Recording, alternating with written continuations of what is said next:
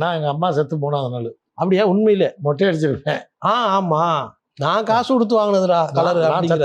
நான் காசு கொடுத்தது. அந்த என்னன்னா மணி 3 ஆச்சு, காமெடி எடுக்கவே இல்லை. திமிரு கரெக்ட். திமிரு கரெக்ட். நான் எங்கள் அம்மா செத்து 3வது நாள். அப்படியா? உண்மையிலே? மொட்டை அடிச்சிருப்பேன். ஆமா.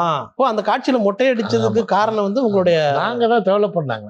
நான் அவர் டைரக்டர் எல்லாம் சேர்ந்து டெவலப். அது என்ன பண்ணுறதுங்க யோசிச்சுட்டே இருந்தோம். என்னன்னு ப்ரொடியூசர் வந்து பேக்க திறக்கவும் போகுமா, இன்னைக்கு பேட்டா கொடுப்போமா வேணாமா, ஒரிஜினல் எடுக்காமல் இருக்கான்னு சொல்கிறார் வடிவேலு. ஏதாவது காலையிலேருந்து எடுக்கவே இல்லையா? வடிவேலு என்ன பண்ணுறது என்ன செய்யலாம் அப்படின்னு என்ன சரிப்பட்டு வரோம் இப்படிலாம் பேசிட்டு அப்படின்னு ஆரம்பித்தோம். இப்போ கடையில் நான் கூல்ட்ரிங்க்ஸ் குடிச்சிட்டு எனக்கு ஒரு ஃபோன் வருது. பாதியை வச்சுட்டு எங்கிட்ட போயிடுறேன், தள்ளி போய் பேசணும், யாருக்கு கேட்குமேன்னு.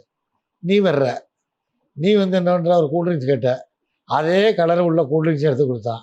நீ கடன்னு குடிச்சிட்டு குடித்தா, குடிக்கும்போது வடிவேல் வச்சுட்டு போனது கீழே விழுந்துருச்சு. இது நீ குடிச்சிக்கிட்டு இருக்கிற அதே கலரை. அப்போ 2 பேரும் ஐயோக்கியப்பே, காசு கொடுத்து வாங்கி கொடுக்க வேண்டிய எச்சிக்கடை நான் இப்படி திட்டா அப்படி ஆரம்பிச்சிருந்தேன். இதுக்கு எதுக்குடா வெள்ளையும் சொல்லியுமா? எதுக்கு வெள்ளையும் சொல்ல பார்த்துருக்கேன்னா, அதுக்கு 4 பேர் மூத்திரத்தை குடிக்க வேண்டிய எப்படி? யார் மூத்திரத்தை ஆறா குடிக்கிறது? பிடிச்சி பின்னாடி பிடிச்சி கடிச்சு அந்த மாதிரி வர்றதுதான்.